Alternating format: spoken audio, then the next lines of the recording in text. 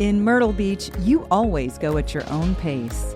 Lie out on the sand, lie out by the pool, go boogie boarding, go surfing, walk the boardwalk, walk the marsh walk, golf at one of 90 golf courses, mini golf at one of 50 mini golf courses, fish off a pier, fish from a chartered boat, go shopping, get drinks, eat the freshest seafood. The list is exhaustive, but the experience isn't. You can go all out or do nothing at all. How you relax is up to you. There is so much to do and explore, whether you're traveling with friends, family, or just yourself. With 60 miles of beach, you're going to find your place. If this sounds like what you need, then this is where you belong.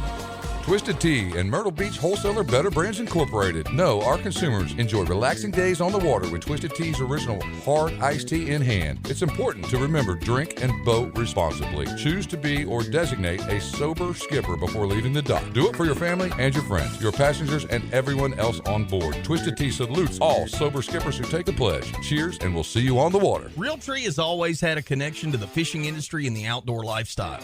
In 2016, Realtree expanded on the traditional business of creating the world's most effective camouflage patterns to create a fishing brand and family of patterns designed to connect the woods to the water and strengthen the bond between the two worlds. We couldn't be more excited to be working with the industry's top brands, retailers, and anglers to continue our growth, and we hope that you will join us. Enjoy Realtree fishing patterns inshore, offshore, on the lake, or at the dock. Learn more about the extensive line Realtree fishing patterns, apparel, gear, and more at Realtree.com. Trilogy Outdoors. All right, folks, welcome to the Trilogy Outdoors podcast studio. And this week, we're going to be talking kayaks. And, here's something, and Stephen, I told you earlier on the phone that I tried it, man. I tell you what, a good friend of actually our two guests, Mike Eady, took me out, 5-6 years ago when I want to say kayak fishing was probably gaining momentum here along the Strand and introduced me to, what was it, a Raptor? I'm trying to remember the name. Santa Cruz. Santa Cruz. Yeah. Santa Cruz Raptor introduced me to him. Well, I had the honor of meeting the owner of the company one day when he had driven out from California to deliver them and was gifted a couple to try. And I'll tell you what, those things were incredible. They looked like an F-16 to me. In the water, out the water, they were awesome. The problem I had, several times that I went fishing, the problem I had was paddling with your arms and trying to fish just don't work for me. Like, I just couldn't figure it out. You know, things have changed tremendously since then, and most of you guys don't even have a paddle in the boat. You have it sitting on the side of it. But the one thing that I can say about kayak fishing, and anybody that follows the two guests that we have today will probably agree with me, is that you guys consistently catch a lot of fish and quality fish as well. Real quick, and Stephen, if you don't mind, I'll introduce our guest. But Go ahead. Stephen Trainor is in the studio with us along with Mike Kachman. Both of them are guides with Black River Outfitters, Outdoors. Black River Outdoors. And have been kayak fishing here for a while. Stephen, how long you been kayak fishing? Probably since 2013. Okay, 13. When I first got into a kayak. And then, Mike, I know you've been fishing here forever. Well, I've been kayak fishing about exactly the same amount of time. 2013, I got my first kayak, and it was a beast. It was a little paddle kayak, and I felt like I was going to flip it every time I went out. It was terrifying, actually. Well, I'll tell you what, the funniest part was the day I rolled up on you, and you and I were talking off the air about, you introducing me to Z-Man and to Procure, and we'll talk about that a little bit more in details later.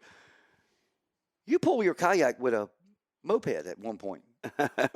I do that sometimes, yes. You live pretty right close. down there. Right, yeah, I live pretty close to the landing, so. And anybody that fishes down in that body of water, and we won't mention it, but they know that parking is at a premium down there. Right. So sliding in there with the moped and the kayak was perfect for you. Yeah, if I take the trailer off the moped, I take up less space than a car, so it's pretty convenient.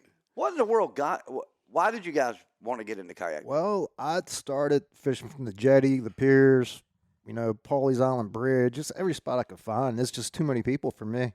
I just don't find enjoyment fishing around a lot of people. I like fishing by myself primarily. So getting into a kayak, I actually saw Mike Eady and Johnny and a few of those other guys. They were coming out by the jetty on their kayaks. So I was like, man, I need to get into this. I can get into a lot of places that I couldn't do by foot. That was my main reason for getting into a kayak. How about you, buddy? Similar, actually. Mike Eady was a big factor in that. Him and Johnny were fishing in kayaks where I fish a lot, but I was in a John boat at the time, fishing all the time, of course, and those guys were wearing them out in the kayaks, and I just, I said, man, this seems like really convenient. I don't have to mess with an engine and hauling everything that's involved with a boat, and I went out and got an inexpensive kayak, which probably in hindsight was a bit of a mistake. I should have probably just bought a nicer kayak to begin with, but that's how I got started. I just saw those guys catching a lot of fish and seemed really cool. So you were partners with John Staten in a boat somewhat, right? In a right, boat or yeah, something that yeah. he We had a Hughes Red Fisher at one time, like 2014 to 17, something like that, for a few years there. But I think you would rather fish in a kayak. Right. So I didn't use that boat that often because I was in the kayak every day. And again, with those boats, there's always something breaking, and it is what it is. And kayak stuff breaks too, but it's a lot less expensive. If you got in a Hughes Red Fisher in 14 and sold it in, what'd you say, 17? John still has that boat, actually. Actually, he sold it. Oh, did he? I didn't know that. I was going to say you made money. Sold it a month ago to another Trilogy Outdoor podcast guest and partner, Jason Burton. Yeah. I was going to say you made money on it. I mean, I bought one in 2006, and I sold it in 2012 for exactly the same amount of money that I bought it for. Yeah, they're great boats. And then he took that boat down to Florida and sold it for more. And rewired it and, did some renovation to it and sold it 3 or 4 years later for like almost double what I sold it for in 2012. Just an incredible amount of money that they hold their value. But anyway, I find it very interesting that one of the last things you said was that struck me at least was I didn't want to have to mess with all the boat and everything. And I used to fish. Well, I lived on Bulls Bay in Charleston County. We lived on the waterway and had Salt Flat Marsh out in front of us, and then the waterway, and then Anderson Creek, and then Bulls Bay. Okay, if you know where that is. I do. All right, so a lot of skinny water through there. It's beautiful down there. That's perfect water for kayak fishing. And I had an Old Town, okay, with paddle. And used to do a lot of kayak fishing, if you can call that kayak fishing, somewhere between kayak and canoe fishing. Did a lot of kayak and canoe fishing, and I found, personally, it to be more difficult to kayak and canoe fish. I mean, just like it just felt like a challenge to me. And I was just pulling the kayak off the dock, and it felt like more of a challenge to me than to put the boat down and take the boat wherever I wanted to go. And I think most of that probably, English, you're probably right, most of that probably comes from paddling. If I had to guess, most of that comes from paddling. But y'all aren't paddling at all, are you? No, the pedal drive is a game changer. I mean, to have your hands free and be able to fish while you're moving is, especially with our tides here. Yeah. Yeah. You ever fish down that way, down south? Yeah, for Yeah, sure. I fish Bulls Bay. Do you? Cape Main area. Yep. So are y'all? Not very often, but Yeah. I like to get down there. That was my hunt for a lot of years, and that's really where I cut my. I grew up in Merle's Inlet, so cut my teeth, I guess, fishing inshore fishing in Merle's Inlet, but really, expanded my horizons and my abilities in Bulls Bay because it's just such a different. It's just such a different It place. is. Than It's it very is here. different. I mean, even the sky's bluer down there. It really is. The grass is greener. It really is. But I don't know what. It's big. It's big. Like they say, big sky out west. It's big water, right? It is. It is big down there. Big but skinny. That's what I was telling English yesterday. Big but skinny. Yeah. And if you don't know what you're doing down there, you'll mess up fast. Yeah, you'll come across 2 foot and then be in a 30-foot hole within 60-foot hole. There's 60. there's 70-foot holes there's down some there. 60-foot holes in Bulls Bay if you know where to go, which are great, by the way, for black drum. Is that where you were black telling drum. me? Yeah. Great for black drum, great in the wintertime for deep hole shrimping if you can actually get a net down 60 feet deep. It's a pretty incredible place. But living there for quite a few years, I've seen quite a few people mess up, right? I'm sure. Sitting on sandbars for hours and hours and mud flats for hours and hours on end, which y'all don't have to deal with in a kayak. No. Not usually. I mean, you can fish in some super skinny water. Yeah, you need like 3-4 inches of water. That's just amazing. Yeah. And, a big redfish, believe it or not, a big redfish can get in 6 inches of water or less than 6 inches of water. For sure. Sitting there with their back out of the water. Yeah, they'll sit there with their back out of the water and they'll eat. And those are a group of fish that you never get to target unless you're actually walking, which most places you can walk, or in a kayak.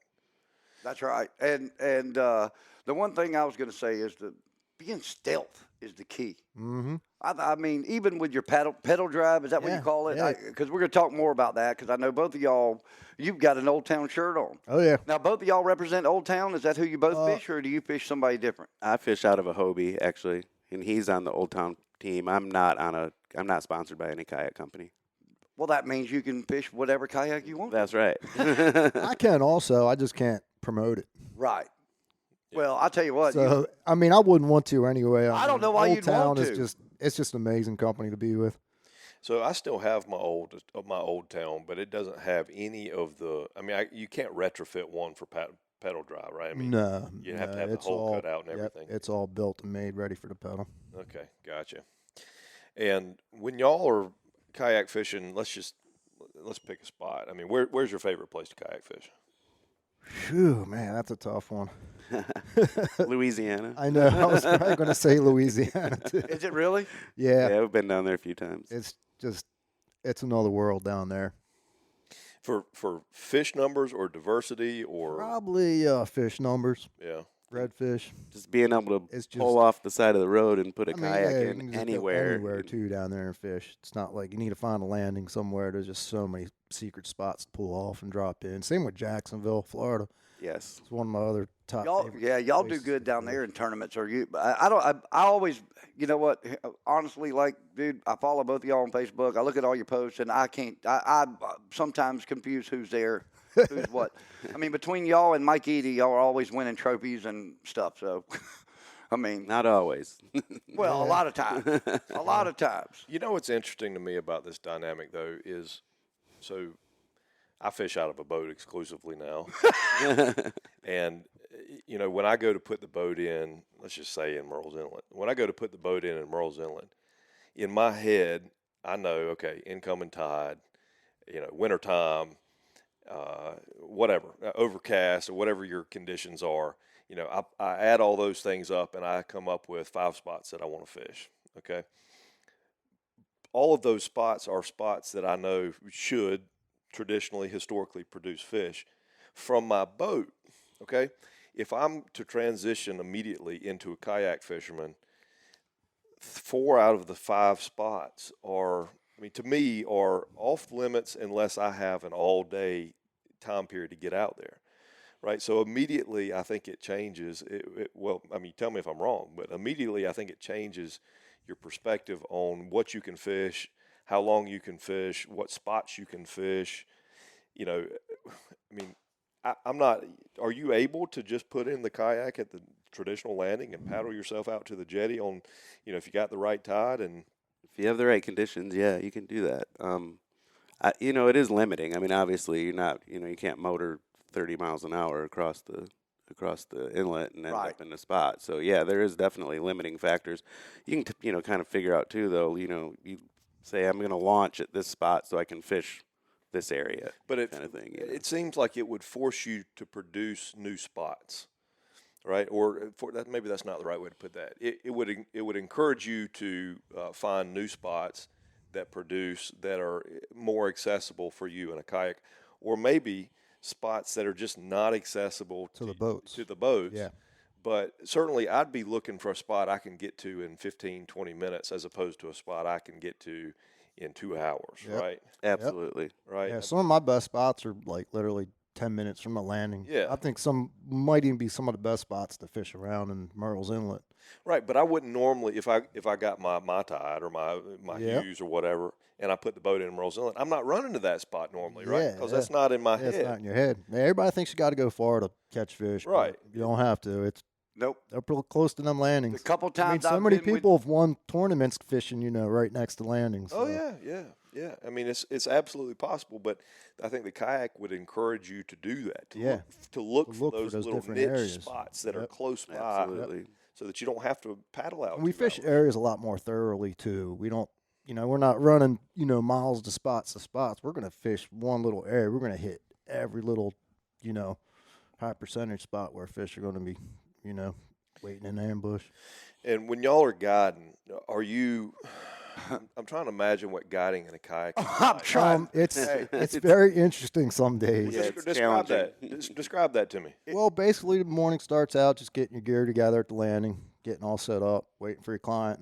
You're not in a know. You're not in a 2-pack kayak, right? Nope, we do tandem guides, Tandem guides. which is a divorce kayak, and it's not very happy. I've seen people nearly go at it in a tandem, but basically just get set up, and you never know who you're going to get. You might get somebody that's experienced in kayak fishing. You might get somebody that's never kayak fished before. You might get somebody that's fished before but never fished saltwater. So you never know who you're going to get, but you just kind of read them out when they get to the landing, feel them out a little bit, see if they're good at paddling, so you can kind of judge to where you want to go. Or we'll kind of always have a plan. You got to have a couple plans, made out in the morning. I know what you mean by Catching bait in the morning is another big thing, and then I know what you mean by the divorce kayak. I have my wife, so I've got a tandem Old Town. What I was telling you, same boat I had years ago from 2006 or so, and my wife and I, I bet we've been out on that thing 20 or 30 times together. Trying to get this vision in my head right now. And every single time it's a challenge. Why aren't you paddling on this side? Why aren't you paddling on that side? Yep. Quit paddling. We're turning around in circles. Yep. It is just, I know exactly what you mean by divorce. So anyway, I didn't mean to interrupt you. Sorry. oh no.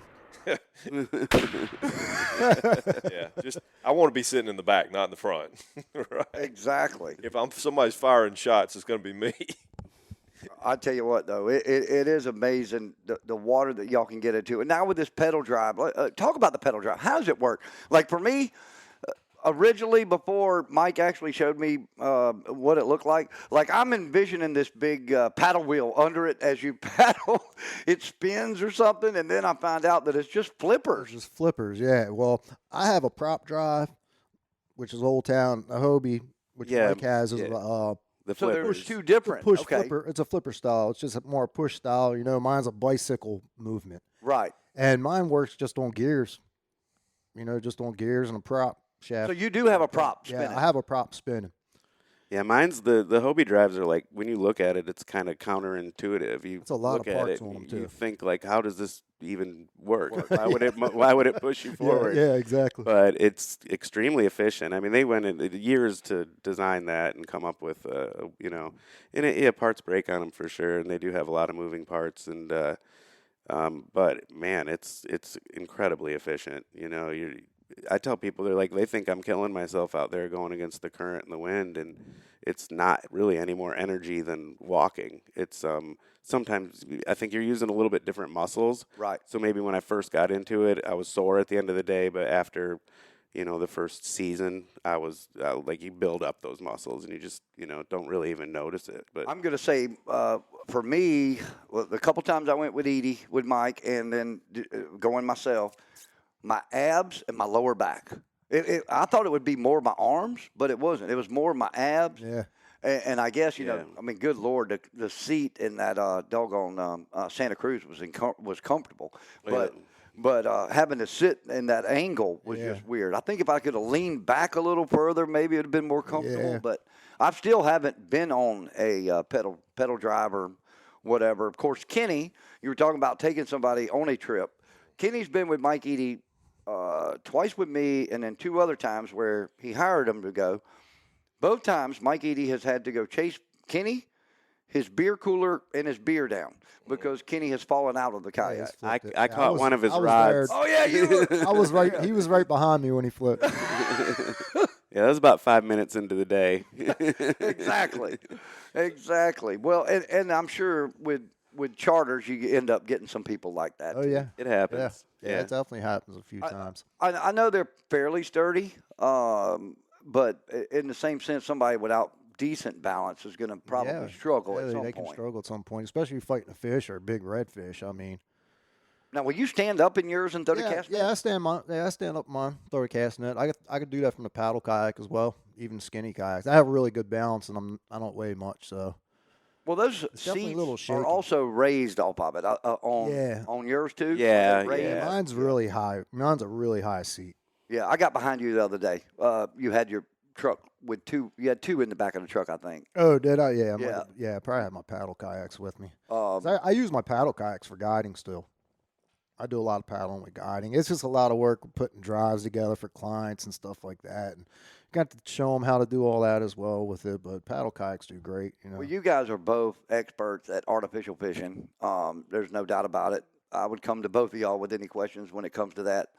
With customers and first timers or clients, you end up going with cut bait and live bait more than live anything. baits more than anything, you know. Yeah. Unless I feel someone out, and it's just that time of the year. Just artificials are working that great. I'll have them throw artificials. I've taught many people that have never tossed artificial how to fish an artificial, and they did fairly well with it, you know. You and I have spoke before. Where are you from originally? I'm originally from Baltimore. That's right, and you're from way up north. Michigan, yeah. That's right. Yeah, Yep. Way up there.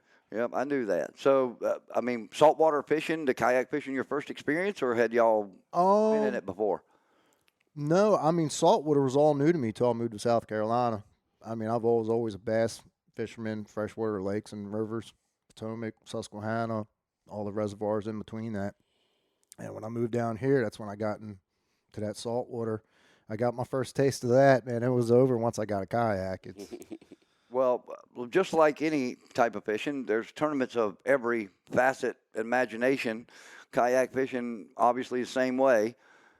Mike Eady got into the bass side of it, and there are some pretty big bass that's tournaments. really now. big now. Yeah, huge. Either one of y'all get into that at all? Yeah, I've been fishing a little bit of them. It's just the traveling and time. Yeah, kind of the same with Kinda me. keeps me I've from fished some a of the few, other but tournaments. Yeah, exactly. They have some on Santee, or Yeah, They do. Yeah, there's one coming in April, I think, with the Hobie BOS, which is the real big one. And I'll probably make it out to that. They just held their tournament of champions, which was 50 anglers that were invited, Yeah, I think. 50 anglers. $100,000 payout. That was last month. Wow. That's crazy. That's big money, you That know, is in a big money. kayak. Yeah, I think first place was like 50 or 45. I think it was 45, but yeah. 45,000. It's a lot either way. Do you, No doubt. See, we can't get that in the saltwater. I don't know. It's just, I think there's less anglers because you're along the coast. Yep. You know, you got all these states in the middle here, you know, and they all everybody drives everywhere to fish these I tournaments. think the same thing I run into with selling advertisement. The fact that fresh water is far more accessible for more people. Yeah. Right. Yep. well, the tournaments are bigger for freshwater too. And I don't know if that's a culture thing or what. Other than offshore tournaments, specifically billfish tournaments, you don't have. I mean, kingfish tournaments. That's the other one. Yep. But for inshore, you ever known of an inshore tournament that will pay out $50,000 or $100,000? English? You ever heard of one? I They can't- used to give a boat away at the IFA that was, what, That's Yeah. right. 25,000. Yeah, yeah, that's exactly right. But other than the IFA tournament where they gave a boat away, which I think was a Ranger at that time. Well, yes, yes, it it was, yeah. Before that, it was something else because I used to fish a couple of IFA tournaments. But other than that, I mean, bass tournaments have always been the king of cash. Yes. For sure. I mean, do y'all find that the kayak gives you the same advantage in freshwater that it does in saltwater? Oh yeah, yeah, Really? it definitely does. Yeah, I mean, there's people that you just can't get boats back into these spots have been unpressured.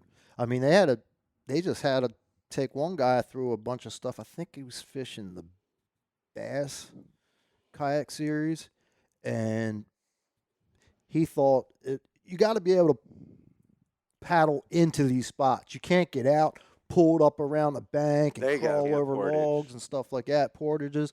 So they were thinking he couldn't get in there by paddling. So they were trying. He had to go take them and show them and that he he could. took them there, and he showed them how he got in there paddling through with that kayak. There's a certain way you got to do it to get in the spots. So you can get into a lot of spots, and he won that tournament fishing back in those spots, but like that. So Right. Well, that's interesting. I didn't know. I mean, it makes sense. Yep. I didn't know that. Now, in the IFA, in the boat side of it, and I know I'm pretty sure on this, you can actually get out the boat to get out of the fishing spot to get the boat over, but you cannot get out of the boat to push the boat Right. to a fishing spot. And we had an incident of that in Georgetown That's right. a couple years ago.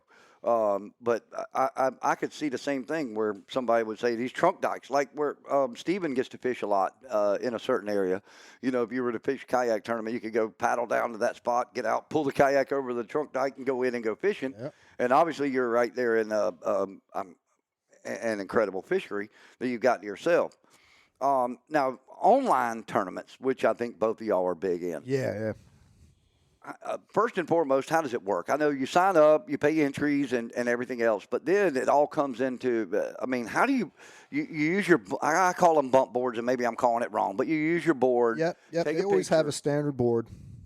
Always have a standard board they use, which is usually the catch now for most tournaments. And they give you ID the night before, so everybody knows, that ID has to be in the picture, has to be seen in the picture, legible. There's a lot of different things people mess up on that can hurt you. If your ID can't be seen a little bit in that picture, so you got to be careful taking all those pictures and making sure everything goes right. You basically load them pictures up after you're done, but you can sandbag for the rest of the day until last minute, and the people sandbag fish. So people think, oh, well, I don't have to fish as hard because he's only got this amount of inches, but you just got to keep grinding in these. That's right. It's a total tournaments. inches. Yep, it's total That's right, inches. because it's Yep, not this weight doesn't because go by you weight. obviously Yep, can't weigh it. exactly. Yep. Yep. Right. So you're We're looking for long fish. We're not looking for the heavy. Right. So an oversized redfish for y'all can count. Yeah. Right, That's correct. That's right, because all you're doing is laying it on the boat. Yeah. They call it CPR, catch, picture, release. Yep. so you stretch a tape out, and It's a hard measuring board with a bump on it, kind of like board. Okay, yeah, that's what you were talking about. kind of like the check-it stick. And they give it to you. No, we have to buy them. Okay. Yeah, we have to buy them. All right, but you have to buy them from the tournament. Yeah. No, we buy them from the company that from companies that could be sponsoring that Yeah, yeah. series or whatnot. All right, so who takes your picture? We take the pictures. Man, of the fish. they're both unbelievable. I don't know Yeah. how they do the pictures and Yeah, You hold the fish. some people You put the some fish people on put the board. the fish on the board and put it on the deck of their kayak. I've always been doing it on my lap, which can leave for a little more room for error if that fish flops off when you're trying to take a picture. But do you have to be in the picture with the fish? No, I do not have to be in the the picture. ID card. Just my ID card. All Just right. the ID card needs to be in. I'm being handed a picture by Mike. So that's a redfish on a board with an ID in the picture. The kayak has to be in the picture. And I mean, You have to be in the kayak, and the kayak has to be visible. All right, so technically you could get out of the kayak and take a picture of the fish in the kayak. Some tournaments allow that. yeah, There's different rules. Yeah, different rules with it might say you have to be in a kayak or you have to. Like that's just a picture of I took of a fish. It wasn't really even for a tournament. Some rules or some tournaments allow you to pinch the tail. Some are really strict about making sure the mouth is closed on the fish, especially with trout and bass. Like redfish, it doesn't matter because the longest point is the nose. Right. But yeah, different tournaments have different rules, and they've gone to the rigid bump boards. The Catch, I guess, is the big company now. It used to be Hog Trough, but There's they've been a lot of flex, quite a bit of cheaters here and there. Oh, I was going to talk about They've the been catching it with these different boards, flexing, and Yeah. cutting boards and putting them, having two They boards. were making there a was a- board and taking out like 15 through 17 inches. Right, and then- right. there was a guy cutting the tails off a bass And laying He them and was putting his holding hand over them. them. at the end of the fish, so it made that fish get a little, Yeah. quarter inch, half inch. Yeah. Well, he went a little too far. You could tell it didn't look properly, Yeah. So they changed rules of where you could put your hands on a fish, Wow. It's got pretty well. They've kept a lot of the cheating down, I think, but there's always Yeah, one of there's the a will, there's a challenges- way. Someone's going to try to cheat something. One of the challenges is keeping the fish on the board while you take the picture. That's what Stephen was saying. Like, Yeah, what- they like to flop around. There's Yeah. no doubt about that. So Yeah. sometimes you gotta, you You can make hold some them rookie down. sticks And, real easy. yeah, some tournaments don't allow you to have your hand in the picture. So you gotta get that fish to calm down. Especially the trout are bad. Redfish are pretty easy. Redfish will lay on a board, and they'll tense up sometimes, and you got to let them relax. But usually it takes less than a minute. I mean, most of the time, honestly, when we're taking pictures, I have that fish out of the water maybe a minute. I mean, maybe. Sometimes less. Snap off 5 pictures, But So both of y'all have GoPros, yeah, sure. right? So what would be wrong with having the GoPro filming nonstop while you That's put it up another. there? That's another And thing. then you just pull your picture out. Is that legal or no legal? No, No, because there's data inside your phone that's giving location. where that picture was taken, at what time that picture was taken. I guess if you had your GoPro set up with all that time, but I don't know. I guess And everybody'd have to have a GoPro. Yeah. You know what I mean? So Yeah. yeah, and I guess everybody you has could a adjust the phone. dates and times on it too to make it. So they do go off your GPS. Correct. They know your Yeah, location. they know where I caught that fish, and that's one thing. That's terrible. One That's thing. One thing I do not That like sucks. about. yeah. There's Loading been these some. fish There's like that. in the bass fishing. There's definitely been some controversy about that, with people saying that they've been gone through the photos and they say, okay, well, this part of the lake's produced all these big fish. Well, now the tournament director tells his buddy, hey, go fish over there, man. That's where they're catching them all. And there's been talk of that. I don't know if it happens that much or whatever. That's- I think in the saltwater game, it's not. Yeah, it's not a as big deal. big deal for us, man. We're always. In different We are areas. not doing that in the rodeo. In the Grand Strand Fishing Rodeo, we are not doing that. No. There is no geocaching. No, Yeah, all you got to do is show the picture of you and the fish. I don't care. Yeah. We don't want to know where it's at. We just want to make sure it's you and the Yeah. fish. They just got to make sure someone's not fishing in some back pond somewhere, Right. Yeah. Well, with us, we don't care. Back ponds are Yeah, allowed. yeah, you go. yeah, exactly. Yeah, that's if you the make thing. it all allowed, you're fine. Right. So, but that's that's crazy. I didn't realize you had to give your location. Again, we go to a situation where you two put a lot of work in. Y'all know where certain fish are at what tides Yep. and everything else, and You really for you have to to put. share that with Yeah. somebody. You have to put trust in your tournament director or the person that's judging those fish. Wow. Now, are most of the tournaments like local, like South Carolina, or some of them even bigger and broader? Well, we had the IFA. We used to travel for them. Right. Florida, Yeah, I knew that. Louisiana. Is there a different, what's the word I'm looking for, English? There's really not much going on with the kayak tournament scene in saltwater. I mean, we just have little stuff. Yeah, local. Nothing major anymore. IFA was the biggest one we had, and we lost that. And we had the kayak inshore series, and that was a dud. Just can't get turnouts for these tournaments. Is there different little mini tournaments within the IFA now for kayaks? What's the word I'm looking for? That was the way it was. Yeah, that's- it was the way it was. If I'm not mistaken, the IFA tournament would be on a Saturday, Yeah, and then and then the kayak Kayaks would be on division would Sunday. be the next day. Division, thank you. Division, yeah. Having a brain fart there. All right, so there is a division now for IFA. there was. Why'd they cancel that? I think sponsor issues. Yeah, IFA doesn't exist anymore. Oh, it doesn't? No, Nope. I didn't Yep, know there's that. no. Totally Yeah. went. So what is it? Rumor is Johnny Morris bought it. I had heard there was going to be something, but we hadn't confirmed anything, so I don't know what's going on with that. Well, dang. I'd like to see it come back. We really liked the IFA. It was. We should have bought the IFA. I know. Why didn't we buy the IFA? I don't know. Why didn't we buy the Southern Redfish Cup? You got to. We didn't know it was for keep sale. me informed I know. of these things. I know. I'm telling you, there is a need for listen. From working at Beach Boys last year in Nepal, I did get to meet so many of you guys that would stop in there in the mornings to get bait, and there's a couple guys, and all of them seem to be the same story. The one guy moved from Virginia here. He knows both of y'all really well, and I can't remember his name. But there was like 3 or 4 that would come in, a couple times during the week. And I know they're serious about it. I'm sure they fish some tournaments with y'all. Yeah. And you mentioned the Grand Strand Fishing Rodeo. We did not do a kayak division. We did have discussions early on about it, but in the same sense, I think they got an advantage over the boats. And I told them that before we went on air. Are you saying we don't have a division because it doesn't matter, I don't think it's. or is a division necessary? I think a division would fulfill itself, but I think that honestly, if I was fishing every day, or let me put it. Okay, so if I would not want to fish against either one of them every day.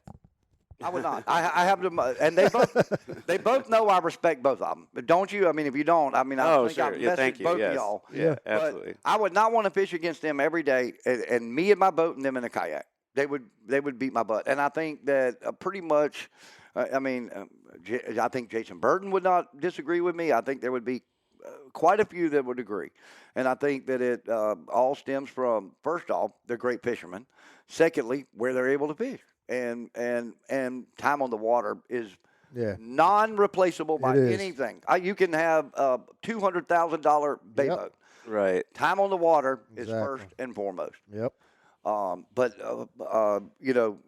we can work on the kayak division and get something going. But I personally think that, and I would say right now, what's your biggest trout you've caught so far in the month of December? Guessing weight-wise, because here, this is where we run into the issue is Weight I know, versus weight. inches. Yeah, right. and these guys don't like to kill fish. Well, that's what I was going to ask. Like, how would that work with a kayak? We would have to do size. length. We'd have to figure out how to do weight. Yep. No, we would have to do. I mean, here's the deal. If they sign up for it, We don't have a kill for redfish, though, right? Well, at we least don't do redfish. We don't do redfish. We don't do redfish at all. But you don't like to kill any. You don't like to I kill mean- flounder or trout, do you? We kill fish. I kill They fish. kill I just with charters. Yeah, I Well, eat I fish. fished with him and Dan Conley one day, and trust me that we killed yeah. fish. I do release most of my large trout though. Yeah. You Yeah, know, so do those I. big females, I'm putting them back. I mean, I'm not a big trout eater. I prefer eating a flounder myself. Yeah, I do too. But if you're in a tournament, let's just say you Help us out. Here we go. let's just Help say, us out. Yeah, let's just say you were in the rodeo. You know what the leading trout is. Yeah. Or the leading flounder is. Yep. If I catch one smaller and I'm not taking him home to dinner, Yeah. then I'm letting him I go. just let them go. Yeah. Right. If I catch one bigger, Yeah. I might go weigh him I and then might take go him home to weigh in dinner. that fish, you know. Right. Or if I right. think that's a smaller fish that I'm going to get something even bigger, I'll just won't even weigh that one. I'll wait till I get a bigger one. Right. 'Cause, I mean, when I'm fishing these tournaments and these online tournaments, I don't even take pictures of a lot of my fish I catch. I'll Right. keep throwing them back until I get that good fish. You're wasting time taking pictures of little fish and stuff. Right. Now, unless you're on a really tough bite, you don't want to throw that fish back. 'Cause Right. There's times I threw one fish back that really hurt me. I was like, "Ooh, I shouldn't have done that." You get too Oh, yeah. cocky about it, and you're like, "Ooh, that just hurt me." Right. Yeah. So when I was doing my tournament bass fishing, I had one philosophy, and it was lose at the scale, not in the boat. And that meant everything from netting the Yes. fish to getting it in to being embarrassed of 5 small fish and not going to weigh in. Yeah. Well, most of the time, if you had a bad day, there's a chance everybody had A a lot of bad people day. have those days. A lot of Yep. times we don't go to the scales, or even in king mackerel tournaments where we go, oh, dude, I'm not driving all the way up there to weigh that fish. I know for a fact that we sat in here with Lucas Williams and Robbie Rimson, who ended up struggling and beating themselves to death to finally qualify for the big shootout for that Kingfish Cup, when all they had to done is the first fish they had they made that trip to Ocean Isle to go weigh the fish in, it would have qualified them. They'd have been in. Especially on rough days. Right. Right. I mean, where nobody else, where you got a bunch of people bailing. I mean, you go catch a 14-pound king mackerel, and you might be at the lead. So back to my question. Have either one of y'all caught a trout bigger than 3.4 pounds so far in December? Yes. Exactly. Yeah, I'm sure. Well, there you go. There you go. So The right need- now, 3.4 pounds is leading. The need for a kayak division. I agree. Yeah, So the trout we're catching, they're fat too. Yeah, this they've been year. fat this year. These are really fat. I'm not seeing the numbers though.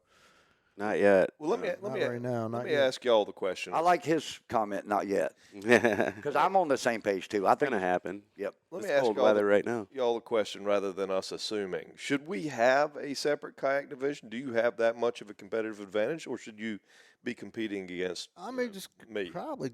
I mean, if it's just going to be a kill tournament, Yeah. you probably just compete right against the boats. I mean, Well, see, I figure they Right. might have a different if it's perspective just on a it. kill tournament, I mean, you just So we're both really involved with Release Over 20, which is something that iStrike did down in Charleston. Dave Flatt and Ralph Phillips started that, and it's releasing all your trout and flounder and sheep's head over 20 inches. And what we do is we take a picture. You can do it from a boat or a kayak, doesn't matter. Any kind of measuring device, doesn't have to be specific.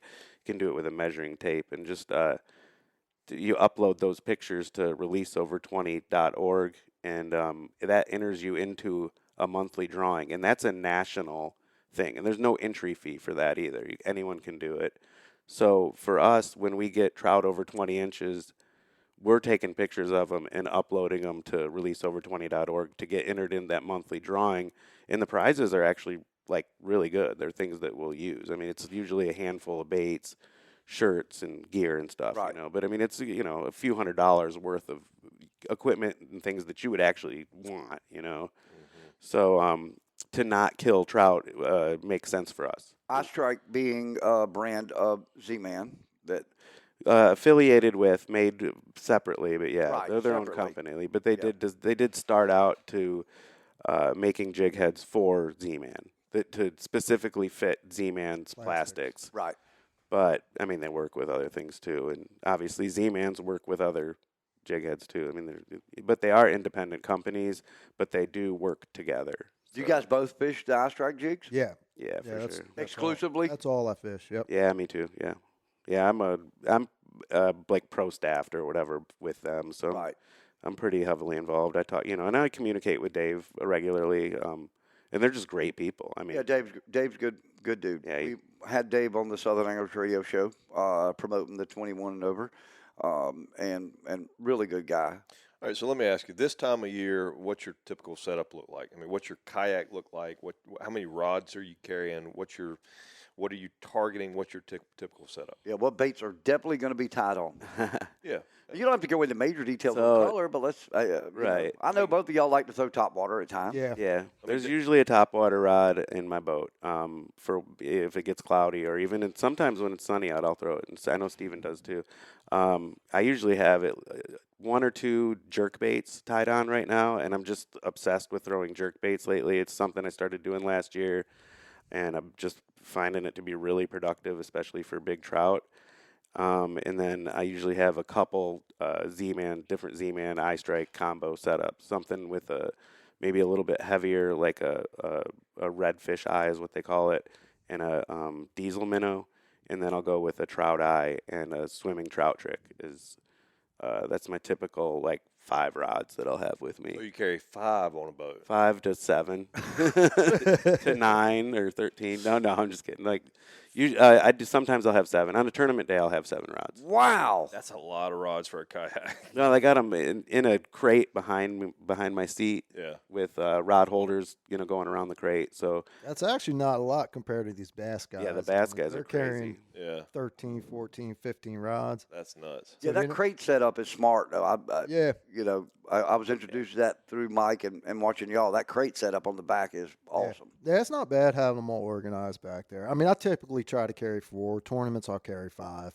You know, I never try to go any more than 5. I know what I'm going to be fishing. Chances are I'm going to be fishing that same bait all day. So, Stephen, what are you going to be fishing? My 4 baits, I'll have my 4 rods. I'll have 2 jig heads, 1/4 ounce, a 3/16 ounce. One a smaller profile plastic Z-Man, one with a larger profile plastic, and then I'll have my top water, and I'll have a twitch bait. I've been really big on. Yeah, you've been big on twitch He's baits. been big on the jerk bait. I've been big on the twitch baits, but I tell you, them jerk baits and twitch baits, they catch big fish. I mean, I probably have caught since I've been using them, been catching most of my big fish on a twitch bait or top. Those are my. What's your go-to top water bait? Super Spook Junior's been my go-to. I throw a skitter walk probably more than a spook, but both work. I mean, they're interchangeable. Yeah. We were talking about it the other day. Like when those fish are really like they'll be timid on a super spook junior. They'll Noisy. come up and not actually like blow up on it, and like roll at it, and you can switch to like a one knocker or to a bigger profile sometimes even. And it's not even about like color; it's about that noise. And they'll just get more aggressive. It's the weirdest thing. We were just talking about that the other day. How that like changes, you know. So what about Z-Man's new top water bait? Oh, that I hadn't fished it yet. I'm not so much about those type of It's an interesting looking. I'm a little bait, more though. old school, try and true baits that have been working for years. So no Everybody's whopper, trying to reinvent. so the no whopper plastics and plopper out of stuff. either one of y'all. No, I've never. I don't think I've No. ever caught a fish on a whopper No. plopper. Man, I'll tell you thrown what. 'em for bass, I've thrown them, but I haven't tried them in the salt water yet. I've tried them, but I've never. I caught tried them for trout. Didn't do well. Didn't do as good as I thought I should have. But I did really good with redfish, and I thought it would be the complete opposite. But I did good with Yeah, redfish. I bet them reds will love them things. And I did better with the smaller. I went with the smaller. I had the bigger and the small rigged up, and the smaller one did Yeah. bigger. Maybe that's a did better. mistake. I was using the bigger one, but I gave up on it pretty fast too because I knew I They're could pretty switch. clumsy on top too sometimes. So that smaller bait might give them a little bit. How about this Get new it in their mouth a little easier. How about this new Hellraiser? Anybody tried That's it? it. yet? That's what we're Yeah, talking that's about. what he okay, was that's what talking you're about. talking Yeah, about. yeah, we haven't tried. I got a that. I couple. haven't tried it. I got a couple. When we had the president of Z-Man on with us, I had to purchase some baits to talk about that we didn't have. So we had a table full of baits here, and I ended up buying 2 Hellraisers. It was the last 2 that they had at Paulie's Outdoors, and I have not had the opportunity to use it yet. But they look like I mean I watched all kinds of videos on it. They do look like they're going to make a lot of noise. Yeah, I feel like when the trout are thick, I mean trout will eat anything. I feel like when they're thick, but I feel like when the trout are thick, they would work. I don't know. It's just a lot going on. It is. yeah. It's a lot going on, and you're throwing into a school of redfish that are piled up into the back of a creek. A lot going on. I like to sort of, at least for me, I mean, personally, I like to sort of throw way past the school of fish and to very gently bring my way into that school of fish, into that school of fish, and then something to notice me, catch it, and yank him out of that school of fish before I spook Right. the school of fish, But I mean, that's just a lot going on, a lot of noise, a lot of splashing, a lot of movement, and I don't know. I mean, he swears by it. Yeah, those bigger baits will scare some fish off when you land them. Yep. And all your times of You fishing landed on Bulls Bay, top of 'em. I'm sure you dealt with schooling reds this time of the year. Oh, yeah. Where you find that big school and you just chase them. Yeah.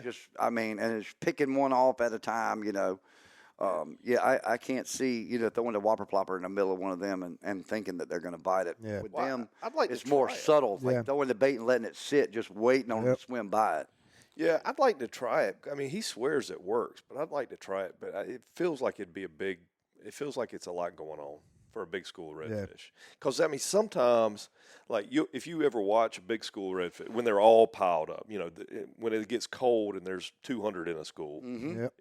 if you're lucky enough to find those big schools anymore, now it seems like 35 is a big school. But anyway, if you find that big school of 200 fish, if you watch, every time a bird comes over and Oh, yeah. sees that shadow, Yeah, you see they- him go, They get Yeah. spooked. and that's just a shadow, Right. Yeah. right. I mean, you're throwing a lure that's 7 inches long Into over the that top, bait, yeah. over the top of Right. into that school. It seems like they're going to spook. You really want to see them move. Wait till Flipper comes flying in. Oh, yeah. Oh yeah. You want to see them skedaddle. They will skedaddle when Flipper comes in. Or when the birds are doing that swooping thing and picking up shrimp or mullet or whatever they're doing. When they do that, if they do that over the school of a redfish, they'll go. This is why I wish we were on video, because I wish y'all could see Steven impersonating the bird swooping in. And the school of fish. Yeah, those birds, Splitting. they'll mess you up sometimes. I mean, I'll have fish coming up. I could see the fish coming up, Yeah. starting to break the surface, and a bird swoops in for the top water, and all of a sudden the fish Gone. turns. I'm It's like, over. man. Yeah, it's over. And I've had Yeah. big trout do that too. Get trout come swirling up behind your top water, deciding whether we want to hit it or not. But What's Stupid your seagull. what's your absolute must? I am going to ask this, and you don't have to say which bait, but what is your go-to color? In particular for this time of the year for trout, winter, clear water. What's your go-to color? Are we talking about Merle's Inlet? I'm saying Merle's Inlet. Yeah. Let's just say Merle's Inlet. I've been using something with anything with a little bit of gold. With flake. Yeah, the Gold gold flake. flake for me, I can use that all year round and just do amazing. This year I've been using nothing but Golden Boy pretty much most of the year, but I'll use something a little more like Beer Run. It's kind of like a white top with just a little bit of gold on the bottom, and that color seems to work. You want great. to I think share? I think like depends on the watercolor, I guess. So when that water's stained up, I'm throwing Houdini and Purple Death a lot, and then now that it's getting clear, and this time of year, opening night and Festivus are two big colors for me that I go to for We love the trout. Festivus. Yeah, it's a killer. I mean, there's no doubt. I think it looks like a school of fry. That's what I think of when I see that, all that glitter shining in the water. I don't know if that's what the fish are thinking. I don't know what the hell they're thinking. We did have a good time with Z-Man when we were talking about. Stephen was like, "Where in the world do you come up with the names?" Right. And how they come up with the names. They have a formula, right? They use. Yeah, the answer was it comes from the American Gladiator. You remember the American Gladiator from the 80s or the 90s? Yeah, sure. All right, so the first name of their favorite character on American Gladiator is Diesel. Diesel. And then what it's supposed to represent. Diesel Minnow. Okay. Yep, that's how they come up with that. Same thing, Electric Chicken. I don't know where the And chicken. then they get together. No, they get together and just sit around and brainstorm on the color names. Remember, that's right. There was a formula for the bait. Yeah. Because we're going to have the Zenitor. Right. The Zenitor for their new deep drop rig. New deep drop bait. Yeah. There you go. The Zenitor. Yeah, I need to. And everything's got to have a Z in it, obviously. Yeah, colors always seem to be a big thing for everyone, but for me, it's not as important as where I'm fishing or how I'm presenting that lure to the fish. Because, I mean, me and Mike will be fishing right next to each other with two totally different colors. I might be using something dark, and he might be using something totally clear, and we'll still catching a lot of fish because of where we're fishing and how we're doing it. And if he's really wearing them out, I switch. Yeah. If something happens like that, we might switch because there's times, it's just the clarity's not right for a certain type of bait, Right. Just try to match that bait to where those fish can see that bait and not just only smell it or feel it near them. How important do you think fluorocarbon leader is? Very important to me. That and mono. I was going to ask the same question. I'll- So y'all are tipping everything with fluoro? Yeah. Most of everything gets fluoro. I'll throw on mono on my top because the Same. mono floats. Because the mono floats better. And it's the same thing now I'm using with these twitch baits. I've been playing with the mono versus fluoro, and my twitch bait sinks a little bit faster with that fluoro leader instead of using that mono. But if I don't want it to sink as fast, I throw on that mono leader. Main line going to be braid? for Braid, both? yeah, 15, Yeah, braid, 15 or yeah. 20 pound. I don't Same. see how anybody can argue.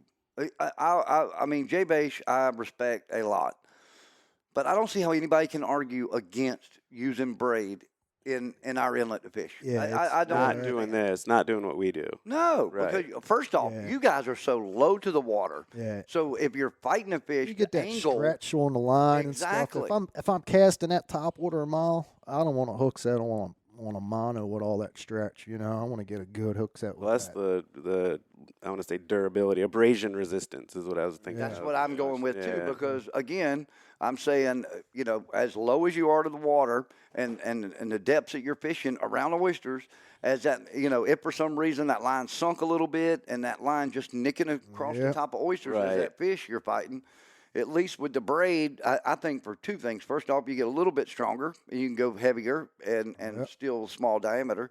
Secondly is I can look at my line and see where I've got a nick in Right. in my you can braid. see, Sure, yeah.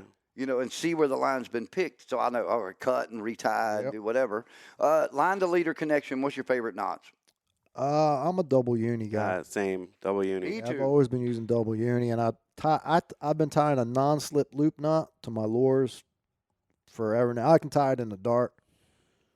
I've done Yeah. it so many Makes times I can One of feel y'all it and showed it. retie One of y'all put it on Facebook or shared it on social media, but the knot that you tie. But I think it makes those artificials so much more Yeah. lively. Oh yeah, definitely. The lure is more one-dimensional tied in one spot. When it's jigging around, it can move around a lot more. Right, looks a lot livelier. And so charters. How can somebody, not only charters, I know another thing, I see a lot of people giving credit to y'all for teaching them. They'll hire y'all to go with them to take them out and teach them as they're getting into kayak fishing. That's another Right. sure. another opportunity for people, isn't it? Yeah. Yeah, we get a lot of people that have their own kayaks, and they bring their own rods, and then by the end of the day, they're usually using mine. But you know what I mean. But they definitely is. Yeah, it's a lot of teaching. I mean, that is basically all it is. Really, is teaching. I'm trying to break that learning curve for a lot of people. What's a rate for a kayak charter? I don't even know. So I'm not trying to put you on the spot. But what is a rate? I think for- it's Generally 160. Yeah, on the somewhere Black around River there. Outdoors website. That's Yeah. great. It's That's, 160 for 4 hours, and then I think It goes if it's- down if you got a if bigger you, group. If you get a group going, I think it's like 130. that's great. 130 per person. If you And got a we big group. use it's one guide for every 3 people. So if we get 4 people, then it'll be 2 of us, and then when you get to 6 Sometimes people, that gets even to be too hectic. One Yeah. person on 3 people. Oh, I was going to say. Because there's but- some people that won't even touch their own bait. Yeah. You know what Right. I mean? You get females like, I've had an older guy that wouldn't even touch a minnow. He's like, I've never touched. Yeah, They're right. not gonna hurt. Yeah. The time I fished. So you'll do a lot of baiting for people some days. It happens. The one time Kenny and I went with Johnny and with Mike, we basically the way we did it is Johnny and Mike paddled up and we got situated along the bank where we knew the fish would be coming through, and then one of them parked their kayak and got out and walked up and just went between. And even me, they were. Yeah. I mean, I guess they were. They were trying to give us the best experience. So they were coming over and helping us get baited and fish off and everything. Because I'll tell you what, until you go to net a fish sitting in a kayak, like you don't realize Yeah, it's it's different. not easy. Yeah, you got to keep that slack in your line. Too many people try to reel that fish all the way to the tip, and you can't. Yeah. You can't maneuver that fish like that. Always keep a rod's length of line out on a kayak, That's so you right. can pull your line up and bait, so you can net your fish. Anytime you're reeling up to that tip is when you cast. Nice. Did you have something you were? Well, I mean, I was going to say that I never carried a net with me in the kayak, but is that a common thing to net a fish? I mean, Yeah. instead of just Yeah, cradling? yeah, it can be pretty tough trying to get any of these fish in. I swing in. You're gonna all the lose a lot small of fish without a net. Yeah, any Especially big with fish I net. trout. Yeah. Yeah, anything that's And flounder. respectable size gets netted in my kayak. I'm but- just Yeah, if it's fish, I'm not worried about. I'll just Yeah. I'll grab the yeah, line and 15-inch swing 'em trout are over. getting swung in all day long. We're not, I haven't seen y'all set up, but I'm thinking now like 7 rods and a net, and I guess you got to have a paddle on there too. Oh yeah, we've got all kinds of stuff. Yeah, but plenty of Cooler, Survival gear, anchors. coolers.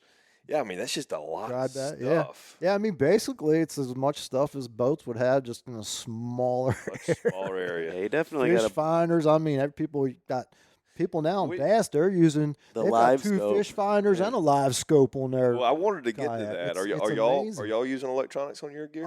I use just a Hummingbird just for depth and temperature, really. You know, I'm not big on the side scan or side view out here. I mean, most of the stuff I'm fishing in is like 2 feet. Yeah, or You less. know, I stay skinny most of the time, you know. I got you. So you don't find it to be necessary. No, it's not necessary, but I think in some areas it is necessary for you to, if you're fishing somewhere you don't know, you know. Yeah, it's helpful, it could be very especially. helpful. Yeah, if you're looking for holes or depth changes or whatever. I mean, it's usually you can helpful. see it all on Google. Finding fish, not Google so much. I satellite. mean, You know how some fishermen are, I mean, fly fishermen especially, are purists. You know, some Yeah. of them are purists. You know, and then you get some guys that are not. Would you say that kayak fishermen are purists in that they want to catch fish in skinny water, and that's the purpose of the kayak is made to get in skinny water. I want to catch fish in skinny water. I'm not going to do X. Or is this a tool used to do everything? Yeah, it's just a tool to use to do everything. yeah, I would say It's- everything. Yeah. Okay, So, I mean, we go fish offshore. we fish offshore. Yeah. So we you're go- not purists. No. You want No. to catch whatever you can catch. I want to. Yeah, I wanna go where the fish are, I wanna go yeah. where the fish are, catch whatever we can catch. All right, do y'all ever go target the big bull breeder fish? out- Yeah, for sure. Yeah. Okay. Yep. So are you fishing artificials for that? Or Yeah. are you Artificial jigging. Yep. Yeah. out in 30 feet of water, 25, Yep. 30 Yes. feet Yeah. of water? We've done Yes. that in Louisiana, down in the pass, Are you Yeah. doing it here? Artaria. You ever do it here in Georgetown? Or? Never done yeah. it in Georgetown personally. Off Not kayak. Georgetown. No, not. The water moves too fast. I go up Yeah. to Oak. We go up to Oak Island, North Carolina. Yeah, that's There's what a lot of guys go out there to reef Yep. on their kayaks. I mean, you get the right wind, man. It just Go to lays- Yopon, right? Yeah. Yeah, There we go. Yopon. Yeah, it just Yeah. lays down flat out there, and there's great red fishing out there for big bulls. Uh, Certain the- time the of year. Inlet you really in catch them all year Merle's round is out there. Inland Merles is fishable from Yeah. a kayak a lot of times when those fish are around too. I was going to ask you how you did it with such Just strong so many boats tides. out there. That's Yeah, the tide's a big factor. I mean, you definitely, that's one of the major considerations when you're planning your day is, okay, it's around them tides. yeah, you don't want to think, okay, I'm going to go out on the falling and come in on the rising if it's going to be a long trip like that, you know. Some places like Georgetown are just impossible. Impossible. Yeah. Because you got a 6-knot. I would It's never it's recommend dangerous anyone down to there. fish outside of the sand pit in Yeah. Georgetown. Once you go out of there, you know, once you're out in that big water, it's ripping. I mean, you got 4 rivers coming together. Yep. I mean, you guys all know how it is. I have videos of us catching bulls on that Hughes, and people are like, "Why are you trolling?" I'm like, "No, we're anchored." They're like, "Well, it looks like you're trolling at 15 knots." I'm like, "No, that's the water going past the boat, you know." Yeah. But you do that in a kayak, you'd just be swept out into the ocean. I mean, there's, you know, the pedal drive has a limit. Yeah, there's That's definitely limits. I mean, you could go up and down the edge of the grass and We've fish, definitely though. pushed those limits before. Yeah, And I've been in- Louisiana was yeah. probably the scariest Yeah. we've ever done. I mean, we've pushed it to the max, and them waves just started building up. I mean, it got like 5, 6, 8 foot waves by the time we were coming in. No, thank you. And Yeah, I it mean, was the current sketchy. was rolling one way, and the wind was pushing against it. Yeah, so and it's it was white capping. White capping at the top, and it would catch the back of your kayak, and your nose would start going on the water. And if you didn't paddle really hard Yep. to get that nose back up, man, I've never been so close to flipping so many times. You mentioned Oak Island. Did y'all, either one of y'all, participate in the King Mackerel tournament, the Kayak King Mackerel Nah, tournament? I did the inshore, but not the king mackerel. Wow, that was I mean, I just can't imagine fighting a king mackerel from a kayak. Yeah. Because that is just a Yeah, total different. I fished offshore to 1 year. Actually, I was out there with Mike when he caught 2 kings that Yeah, he day. did He got good. two good ones that day. That ocean was mean out there too that day. It was like a wash machine up and down. I was in a paddle kayak out there though. That was my paddle days being out there in the ocean. Wow. But Do you move quick? How fast can you pedal in these with these? How fast can you move? generally, just normally pedaling probably 3.5. Yeah, that's probably about right. 3.5 Maybe 4 just- miles an yeah. hour. I mean, I can go Yeah. faster if I pedal real hard. I could Right. probably do 5.5, but you're not going Right. to do that over a long period of time. So Yeah. not much slower than big boats are going to have to go when they pass that bill for the when they pass the proposal Yeah, really. for the whales. Yeah. Well, yeah. Have y'all seen? Y'all know where Mag Bay is? I don't. Mag Bay. Mag Bay, Mexico, west coast of Mexico. No, They make a boat I've never seen too. it. There's a boat They called do. Mag Bay. They do. They've got a big Mag Bay Lodge has got a big kayak fishery right off of the lodge, and those guys are getting like a dozen shots at striped marlin out of kayaks a day. Wow. Wow. Oh, Yeah, Yeah. I mean, I watched a little thing on it the other day. Somebody was trying to get me to go there to do this. And I'm like, I mean, they're fishing 1,000 feet of water in a kayak, right? But I mean, they're getting like a dozen shots at striped marlin a day out of kayaks. That's crazy. Yeah, it's pretty wild. Now, There's y'all offer mothership trips. Am I? We did. I don't know if we're, Yeah, Mike would yeah, I probably don't do think it. we're doing them anymore, but we did do some. But I tell you, man, a lot of times we went out there, people got sick. Yeah. They got seasick fast. I mean, it wasn't even bad out there. Just that little bit of up and down some people can't handle. Because I was thinking Spanish fishing at 3 Mile, like when they're on fire, would be fun. From a Yeah. kayak. Yeah, for Yeah. sure. Yeah. I mean, really, just having you could do it without being mothershiped out there. Maybe just have a safety boat, just Yeah. somebody that you know Yeah, is that's a gonna be good out idea, there. having a safety boat for them big trips. Yeah, we Have fished you some- guys both paddled the 3 Mile and back? No, I haven't haven't. been out to paddle there. haven't. But 3 miles is a reasonable length. You know what I'm saying? Like, you could do it in an hour. So I mean, What would you say is what's the furthest y'all paddled in a day? I paddled down. Actually, where he was talking about in Bulls Bay, I did a paddle. It was like 11-mile trip. Wow, both That ways. was with a paddle kayak. Yep. Yeah. That was years ago, and that took me all day. I mean, I was out there paddling. I did that loop at For a Buck while. Hall, which I don't think is quite as far as you're Yeah, talking that's- about. that's- a that's a- whole that is put a in and long- go north and go around Yeah, that's out a of Buck Hall. You know what I'm talking Yeah, about? yeah. You go out all of Buck Hall, go up, and then go out. go out and then go into Bulls Bay and Yep. then come all the way back around. We did that one day for a tournament, and not very successfully The as far thing as is- the fishing Oh. goes. But it was a fun. It was a fun. That's day. another beautiful fishery. Yeah. I mean, we do live in God's country. Yeah. Yes, I we think did.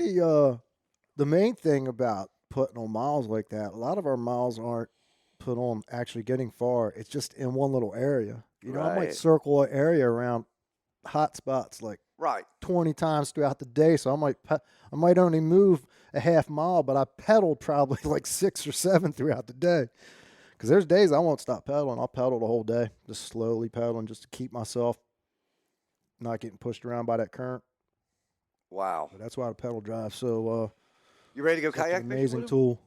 I was thinking about we should pile one of these kayaks into the center console, into my boat or Lucas's You boat, missed that when you were going to the bathroom, but yeah, you're right. and take them offshore and try to get them into some mahi or into a wahoo Yeah, or I'd like to something. get into them. I'd love to do that. I'm Yeah, down. that'd be or even But off. you know what he likes to do, right? I love deep. He wants to go to the Gulf Stream, and he likes to get out the boat, behind the boat, with a spear Oh yeah. for wahoo Oh yeah, Nice. and swim. Yeah. And dolphin and anything else that swims. sure. But yeah, I mean, I think that'd be a lot of cool to when the dolphin bites heavy and you're Right. catching 50, 60 a day.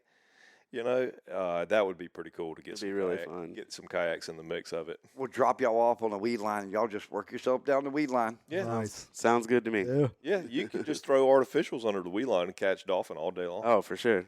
Yeah, I think Absolutely. that'd be super cool. Well, I tell you what, guys, I can't thank you enough for taking the time off. And I know, again, this may not be a busy time for the charter side of it, but it is a busy time for personally Yeah, wanting this to is go the fishing. time for us to fish. Yeah, I love December, no doubt about it. Well, I'll tell you what, as a thank you, typically, let me just tell you, you're missing out because typically, you see that beautiful hat that he's got on? Oh yeah. Typically, our guests are gifted a hat. They get a choice of hats. But right now, the stock is low. So we're going to gift you with something else. We, being the governing body of the Grand Strand Fishing Rodeo, are going to invite both of y'all to fish. We'd like for y'all both to fish the Grand Strand Rodeo. So I'll get you signed up when we get done, and you guys will be in. And, Oh, nice. Awesome. Thank you. and best Thank of you. luck. Take it easy. I'm the only person that cannot fish the tournament. Even the senator there can fish it. But I am where Hang the on a minute. I can fish this tournament. Yes, you can. Oh, I boy. am where the buck stops. So I've had several way stations that love fishing ask, can we register? Yes, you can register. But just like Jay Bache, who weighed the 3.44 pound trout that's leading, which won't be after you guys go take care of it. But that trout that's leading, I had to weigh it. I had to go up and weigh it for him. We're letting. I want everybody to participate. And the thing about this tournament is, and I'll say this again, I think that the biggest thing that first and foremost is ecotourism here along the Grand Strand has grown tremendously. We know people love coming here fishing, but secondly, now the way we've set it up, adding fresh water to it, everything, like I said, you guys in a kayak have just as good a chance as somebody in a 60-foot sporty to end up winning the grand prizes at the end because it's all about winning that monthly species, knocking it out, trying to win as many as you can, get your name in the hat for more drawings. And you can win every month? You can win every month. can win, yeah. You can win multiple species. Yeah, yeah. You just can only win one grand prize. So if One you get your grand name in there, prize, 12 times, That's a good chance. once it's drawn, if you win one of the grand prizes, then And the That's grand prize, by the way, we have 2 trips. One to Costa Rica, fishing trip to Costa Rica, Nice. and the other is a safari. either a photo or a hunt safari to South Africa. Wow. So yeah, I mean, if you win, even if you win one species, There's a in really 1 good month, it's- guide down in Costa Rica, too, for kayak fishing.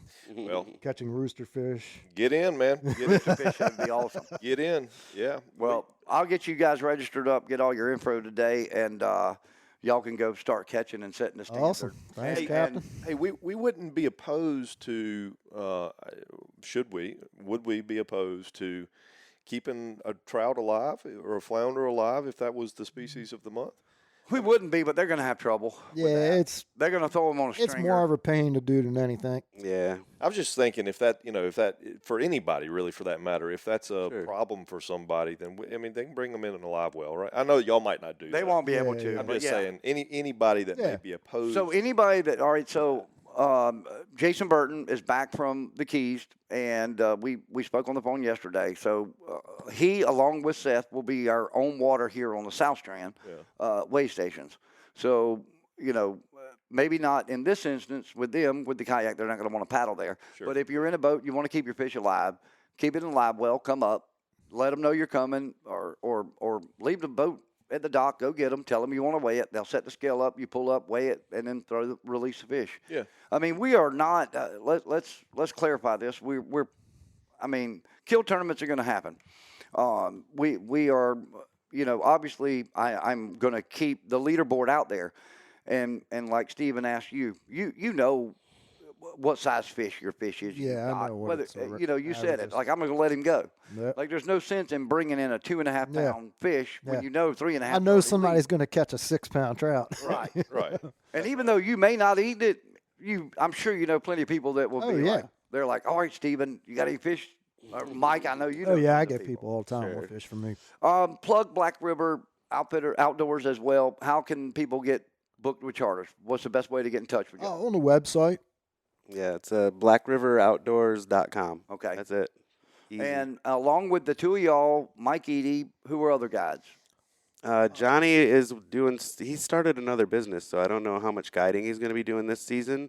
So it's pretty much us and I don't Mike think he did any Eady. guides this year at all. Yeah, so we're doing all the fishing, but they do have eco tours that they do, and they've got a handful of different guides that do that. Right. So I think there's 5 or 6 different people working for them.